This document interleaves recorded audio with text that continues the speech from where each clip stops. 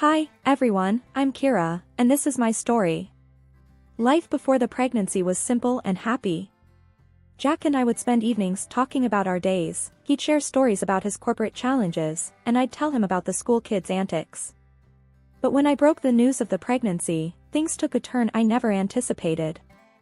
One evening, as Jack walked in, I was setting the table, battling waves of nausea but determined to keep things normal. "Hey, Jack, how was work today?" I asked, trying to sound cheerful. He barely looked up from his phone. "Same old, Kira. Deadlines and demands. What's for dinner?" I felt a pang of disappointment at his disinterest but brushed it aside. "I made your favorite, spaghetti. But, I need to tell you something important." Jack finally looked up, his brow raised. "What's up? You look pale. Don't tell me you're sick, we can't afford a doctor's bill right now." The concern in his voice was overshadowed by the hint of irritation. I hesitated but knew I couldn't keep it in any longer. "It's not that, Jack. I'm pregnant." For a moment, there was silence. The air felt heavy. Jack's face, usually so full of confidence, went blank. "Pregnant? Are you sure, Kira?" His voice was a mix of surprise and something else I couldn't quite place. "Yes, the tests confirmed it. We're going to have a baby, Jack." I tried to sound excited, hoping my enthusiasm would be contagious. Jack didn't respond. He just stared at the floor, lost in thought. The silence stretched between us, and I felt a cold dread settling in my stomach. This wasn't the reaction I'd hoped for. Finally, he looked up, his eyes hard. "Kira, you know my job's been on the line with all the cutbacks. And now this? How are we supposed to manage with a baby? Have you thought about that?" His words stung. I had imagined joy, hugs, maybe even happy tears. But instead, there was this, a cold, hard dose of reality served by the man I loved. "I know, Jack, it's unexpected. But it's also a blessing, isn't it? We can make it work. Maybe I can take some extra tutoring on the side, and..." Jack cut me off, his voice rising. "Extra tutoring? Kira, you're not thinking straight. A baby is not just about extra expenses for a few months. It's a lifelong commitment. And with your job, how are you going to manage?" I recoiled at his tone. This wasn't a discussion, it was a confrontation. My attempt to keep peace shattered like glass under the weight of his words. "Jack, please, let's just talk about this calmly. We can make a plan, figure out the finances." But he was already grabbing his coat, his face a mask of frustration and anger. "I need some air. We'll talk about this later, Kira. Or better yet, you figure it out. You're the one who's so happy about this blessing." And with that, he was gone, the door slamming shut behind him. I stood alone in our small kitchen, the untouched spaghetti cooling on the table, a symbol of our suddenly uncertain future. Weeks had passed since I broke the news to Jack, and each day felt like walking on thin ice. I was doing my best, trying to keep up with my teaching job despite the nausea that hit me without warning. But the day came when my body couldn't keep up, and I had to face the inevitable. I was sitting at the kitchen table, the unpaid leave form from the school in front of me, my hands trembling as I waited for Jack to come home. The clock ticked loudly in the quiet room, each second stretching into eternity. The door finally opened, and Jack walked in, his face buried in his phone. He barely glanced at me as he took off his coat. "Jack, we need to talk," I said, my voice barely above a whisper. He sighed, a sound of tired irritation. "What is it now, Kira? I've had a day from hell at work. Can it wait?" I shook my head, feeling the weight of the moment. "It's about my job. I can't keep up, not with the baby and my health. I had to take unpaid leave." The words hung in the air, and I watched as Jack's expression turned from annoyance to disbelief, then to anger. "Unpaid leave? Are you out of your mind, Kira? How in the hell are we supposed to manage without your salary?" Did you even think about that before making this brilliant decision? His voice was rising, each word a sharp jab at my already fragile state. I tried to keep calm, to explain the situation. Jack, please understand. I'm not doing this by choice. The doctor said it's crucial for the baby's health. I'm sick all the time, I can't stand up in front of a class without feeling like I'm going to pass out. What was I supposed to do? But my words seemed to fuel his anger even more. You always have an excuse, don't you, Kira? It's always something with you.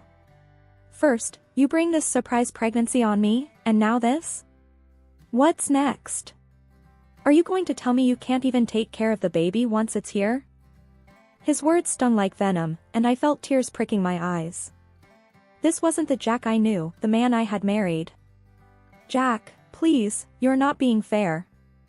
I'm doing the best I can. It's not like I'm sitting around, enjoying this. Do you think I like being sick, feeling weak all the time? This is hard for me too, you know. There was a moment of silence as Jack paced the room, his hands clenched into fists, his breathing heavy. You know what, Kira? I'm done. I'm done dealing with this day in, day out. You figure out how to manage your situation, but don't expect me to stand around and watch our lives go down the drain because you can't handle it. I've got my own problems to deal with. The days following our confrontation felt like moving through a thick fog. Jack's presence in the house became like a shadow, barely speaking, his face a mask of cold indifference. I missed the sound of his laughter, the warmth of his touch, but all that seemed like a distant memory now, buried under the weight of our current reality. I was sprawled on the couch, a hand on my belly, trying to find some comfort in the little life growing inside me, when Jack walked in from work. His steps were heavy, the slamming of the door louder than usual. Jack, you're home early, I said, attempting to break the ice that had formed between us. He grunted in response, tossing his keys on the table with a clatter. Yeah, well, not like there's anything better to do. Can't exactly go out with the guys knowing I've got a whole circus to deal with at home. His words were like daggers, and I felt my heart sink. Jack, I don't know what to say anymore. I'm trying here, really trying. But it's like nothing I do is right in your eyes. He let out a dry laugh, void of any humor. Right? Kira, let's not kid ourselves. You lying around all day while I bust my ass at work, that's not trying. That's you taking a vacation at my expense. I couldn't believe what I was hearing. This wasn't the man I married. Vacation? You think this is a vacation for me? Being sick all the time, feeling like I'm a burden to you? This is a nightmare, Jack. I wish you could understand. Jack poured himself a drink, his back turned to me. Understand? Oh, I understand all right. I understand that I'm supposed to be the provider, the protector. But what's the point when the person you're supposed to be protecting doesn't even try to help herself? I tried to sit up, fighting the dizziness that came with the movement. Help myself? How, Jack? Tell me, because I'd love to know. I'm carrying our child, dealing with this sickness every day. What more do you want from me? He downed his drink in one go, the glass hitting the table with a thud. I want a partner, Kira. Someone who stands by me, not someone who adds to the load. But you wouldn't understand that, would you? It's always about you and your problems. Tears blurred my vision, the words choking in my throat. Jack, I'm your wife. Your partner. But it feels like I'm nothing to you now. I'm scared, Jack.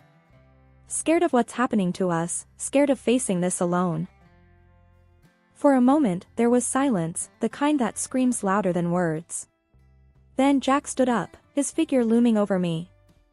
Scared? You're not the only one, Kira. But unlike you, I don't have the luxury of breaking down. I've got to keep it together, for both of us. Because if I don't, who will? The day we had the appointment with Dr. Harris felt like walking into a storm. I knew how important it was for Jack to understand what I was going through, but his reluctance hung in the air, heavy and foreboding. As we sat in Dr. Harris's office, the doctor's gaze was kind but serious. I've asked you both here because it's crucial to understand the reality of Kira's condition. Nausea during pregnancy can be debilitating, and it's not uncommon for it to last throughout the pregnancy. Jack shifted uncomfortably in his chair, a skeptical smile on his face. Come on, Doc. Are you telling me this nausea thing is real? I mean, people go to work sick all the time. Kira's just taking it easy, right? Dr. Harris's expression didn't change. Jack, this isn't about taking it easy. Pregnancy can significantly impact a woman's body. It's not something one can simply shrug off. Kira's not pretending.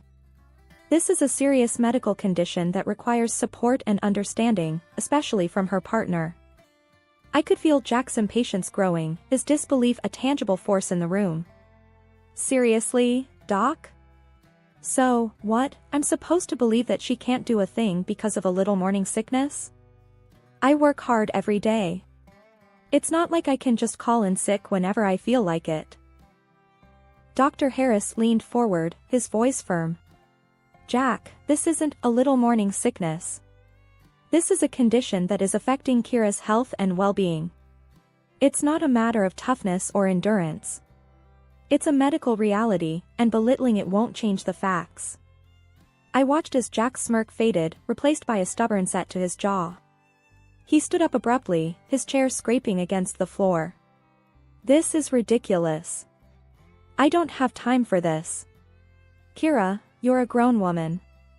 Stop acting like you're the only one who's ever been pregnant. Dr. Harris tried to interject, but Jack was already at the door. I'm sorry, Doc, but I'm not buying it. She's just avoiding work and chores, and now you're telling me to pamper her? That's not happening. And with that, Jack walked out, leaving a heavy silence in his wake. Dr. Harris looked at me, his eyes filled with concern.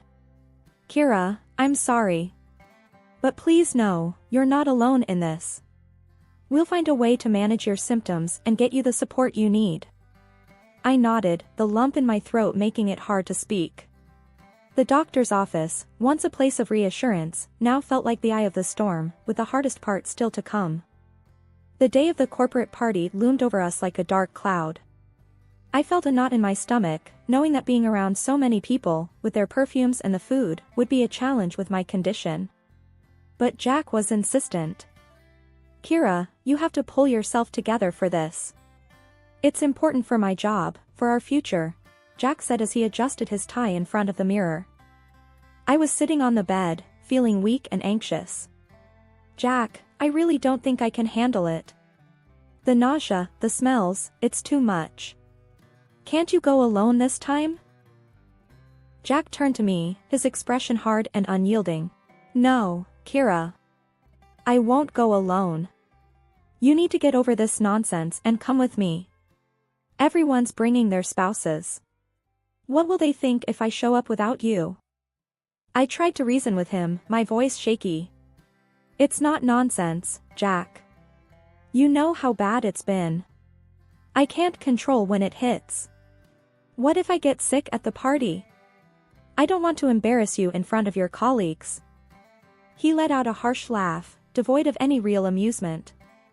Embarrass me? Kira, you're already doing that by not going. You think people don't talk? They see you barely leave the house, hear about you not working. Now you want to add to the gossip by making me go to this party alone. The accusation stung, and I felt tears welling up in my eyes. That's not fair, Jack. I'm struggling every day. This isn't about gossip, it's about my health, our baby's health.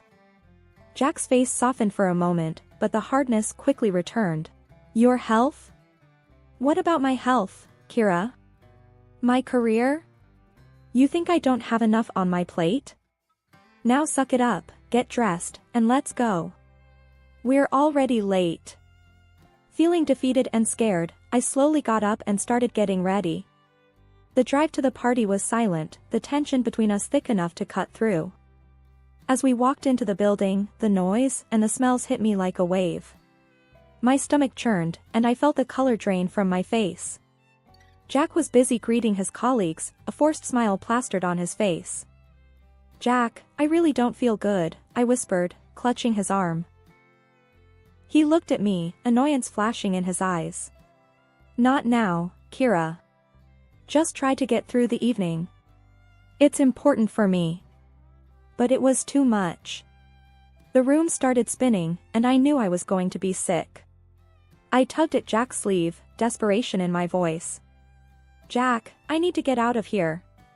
Please." That's when it happened. Jack's grip on my arm tightened, and he pulled me away from the crowd, hissing in my ear.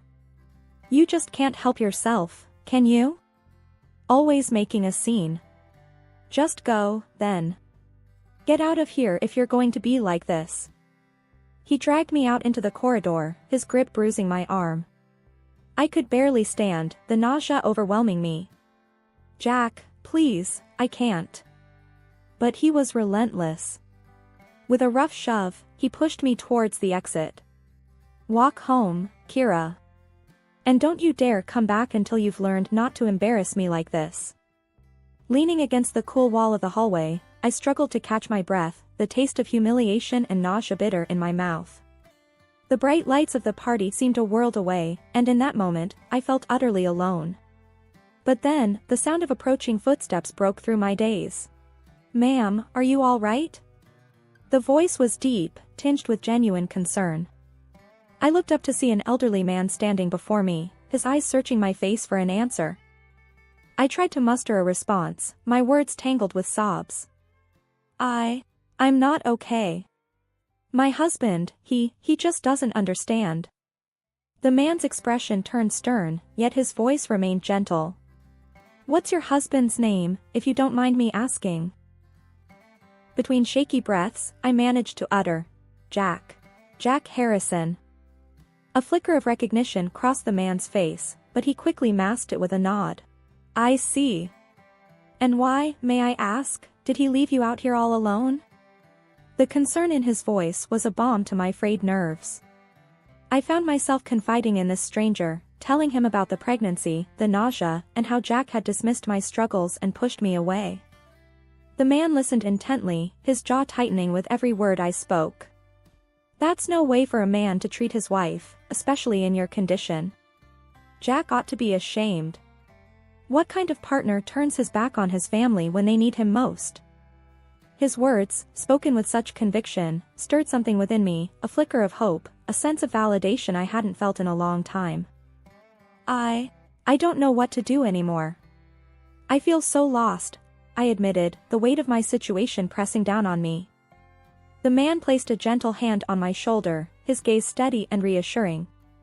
"You're not alone. Not anymore. Come, let's find you a place to sit down and get some water. You need to take care of yourself, for your sake and your baby's." As we walked to a quieter area, I couldn't help but feel a surge of gratitude for this kind stranger's kindness. We found a secluded table, and he brought over a glass of water, urging me to take small sips. The man then took a seat across from me, his demeanor shifting from compassionate to resolute. "I'm going to have a word with Jack. It's high time someone set him straight. No one should treat their partner the way he's treated you tonight." Before I could protest, the man was on his feet, his figure exuding an authority that made me realize he was someone of significance. But more than that, he was someone who saw my pain and chose to stand by me when I felt most vulnerable. It wasn't long before the calm was shattered by a commotion coming from the main hall. Curiosity got the better of me, and I edged closer to see what was happening. There, in the center of the room, stood the elderly man, now commanding the attention of everyone. Beside him was Jack, looking like he wished the ground would swallow him whole. I could barely hear over the murmur of the crowd, but the stern voice of the older man cut through the noise. "Ladies and gentlemen, I stand before you not just as the director of this company but as someone who believes in the core values we all hold dear. It has come to my attention that one of our own has grossly failed to uphold these values in his personal life." The room fell silent, every eye locked on the scene unfolding. Jack's face had turned an ashen color, his usual confidence nowhere to be seen. The director continued, his gaze unwavering. Jack Harrison, you have not only let down this company but also the very family you vowed to protect and respect. Mocking your pregnant wife, leaving her in distress, is behavior that I cannot, and will not, tolerate under any circumstances. I could feel the eyes in the room shifting between Jack and the director, whispers and murmurs filling the space with a mixture of shock and disbelief. Jack finally found his voice, though it was nothing more than a weak stammer. Sir, you don't understand. Kira, she's just overreacting. She's making it all up. It's not like it sounds. The director's eyes narrowed, his disappointment clear. Overreacting? Jack, you were seen manhandling your wife, dismissing her health concerns, and leaving her alone and unwell. Is that the kind of man you are? Is that the example you set? Jack seemed to shrink with every word, his usual bravado fading into nothingness. The crowd was watching, some with open disapproval, others with whispered conversations behind their hands. Sir, please, I didn't mean for it to. I was just stressed, that's all. Jack pleaded, his voice barely audible. The director shook his head, his decision made. Stress is no excuse for your behavior, Jack. Effective immediately, you are relieved of your duties at this company. I will not have someone who exhibits such disregard for their family representing us in any capacity. The finality in the director's voice left no room for argument. Jack stood there, defeated and alone, as the director turned his attention to the crowd. Let this be a reminder to all of us. Our actions, both in our professional and personal lives, reflect on who we are. Let's strive to be better, to support and respect those around us. As the director stepped down, the room erupted into a low buzz of conversations. Jack made a hasty exit, his fall from grace complete. The days following the party felt surreal, like I was living in a dream, or perhaps finally waking up from a nightmare. The silence in the house was no longer suffocating, it was peaceful, a space for me to breathe and gather my thoughts. Sitting at the kitchen table with a cup of tea, I watched the early morning sun paint the room with a gentle light. It was then that the doorbell rang, a sound that once would have sent a jolt of anxiety through me. But not today. Today, I felt a strange sense of calm. I opened the door to find Jack's director standing there, his face somber yet kind. Kira, may I come in? I nodded, stepping aside to let him in. Of course, please.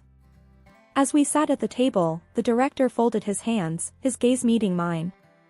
I wanted to check on you, after everything that happened. And to talk about what comes next. I took a deep breath, the weight of his words settling in my heart. Thank you. It's been a lot to process.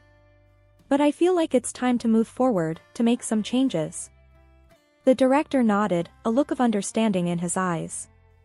That's a good mindset to have. And you won't be alone in this. The company has a support system for situations like these. We can offer counseling, legal advice if you need it, and financial support, especially with the baby on the way.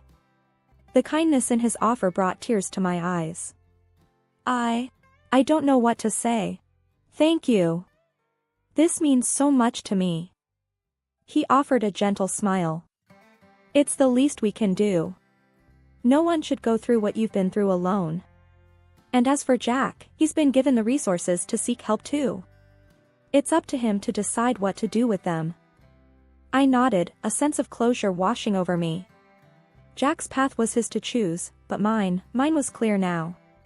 It was time to rebuild, to create a new life for myself and my baby.